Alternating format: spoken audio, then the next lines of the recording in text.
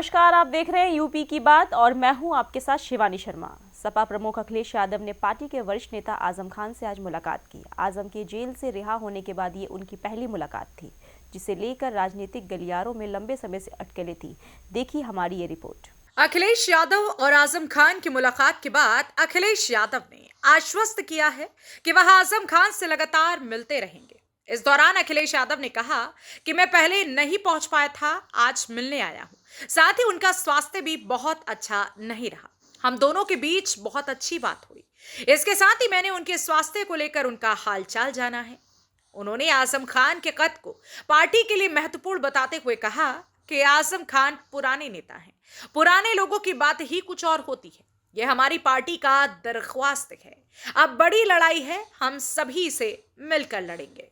ये हमारी पार्टी के दरख्त हैं।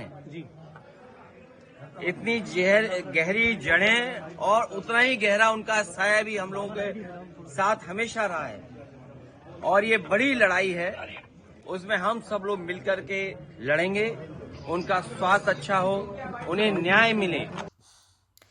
दूसरी ओर सपा प्रमुख ने आजम खान पर दर्ज हुए मुकदमों को लेकर बीजेपी सरकार पर तीखा हमला किया है। उन्होंने कहा कि उन्हें न्याय मिले और शायद देश के इतिहास में पता नहीं बीजेपी कौन सा गिनीज वर्ल्ड रिकॉर्ड बनाना चाहती है। उन पर सबसे ज्यादा केस लगे, उनके ऊपर गलत केस लगाए गए। उनके परिवार के जितने भी लोग हैं सब पर झूठे केस लगाए गए। अखिलेश यादव ने कटाक्ष करते हुए कहा कि हो सकता है कि इनका नाम गिनीज बुक में भी आ जाए कि सबसे ज्यादा झूठे केस लगाए जाने पर।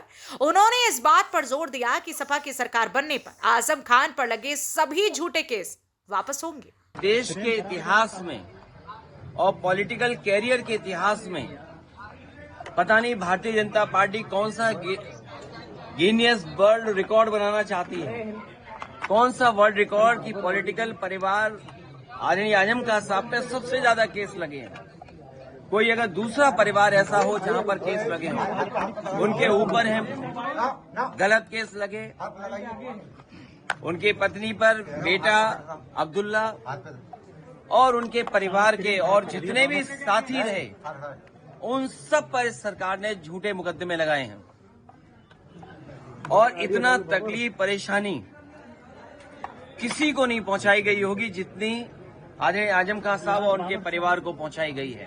वहीं मुलाकात के दौरान किसी भी तरह की नाराजगी के सवाल को लेकर अखिलेश यादव ने पुराने समाजवादी नेताओं के महत्व का जिक्र करते हुए टाल दिया। उन्होंने अपनी बात का रुख सीधे 2027 के विधानसभा चुनाव की ओर मोड़ दिया और सरकार बनाने का दावा पेश किया। अखिलेश ने यह भी कहा कि 2027 में हमारी सरकार बनने जा रही है और पीडीए की आवाज बुलंद होगी। तो आपने देखा कि अखिलेश यादव और आजम खान की ये मुलाकात कितनी अहम रही और इस मुलाकात से यूपी विधानसभा 2027 के चुनाव में समाजवादी पार्टी को मजबूती मिल सकती है। फिलहाल खबरों में इतना ही। बड़ी खबरों और अपडेट्स के लिए देखते रहिए यूपी की बात।